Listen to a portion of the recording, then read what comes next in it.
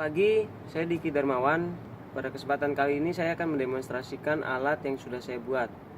Alat yang sudah saya buat ini adalah sistem start engine mobil menggunakan fingerprint.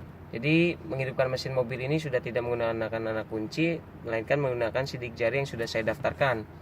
Saya menggunakan microcontroller Arduino, sensor sidik jari, dan ini rangkaian yang saya buat untuk menghidupkan mesin mobil secara otomatis.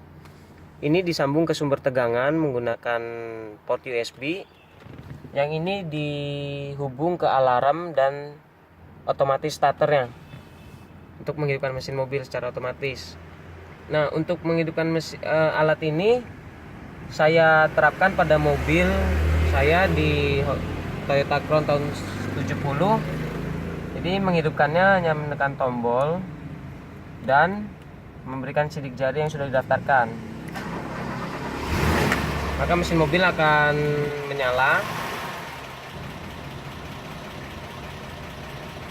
secara otomatis. Dan untuk mematikannya cukup menekan tombol ini. Dan sistem yang sudah saya buat ini juga memiliki keamanan. Jadi bila ada sidik jari yang mencoba yang belum didaftarkan, maka akan menghidupkan alarm. Contoh seperti ini, sidik jari ini tidak saya daftarkan, LED merah akan menyala. Jika dicoba sebanyak 3 kali, maka alarm akan berbunyi.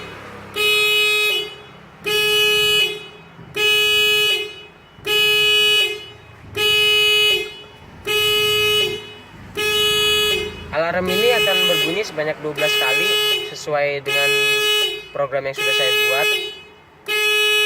Ketika sudah 12 kali, maka alarm akan mati. Dan untuk ingin menghidupkannya lagi pun tekan tombol ini dan berikan input sidik jari yang sudah didaftarkan kembali. Maaf, ini tidak terbaca. Ya, mesin mobil akan hidup dan sistem ini akan berfungsi normal kembali.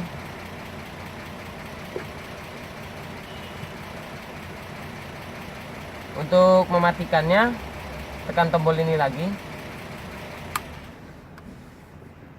Ya, sekian demonstrasi alat yang sudah saya buat.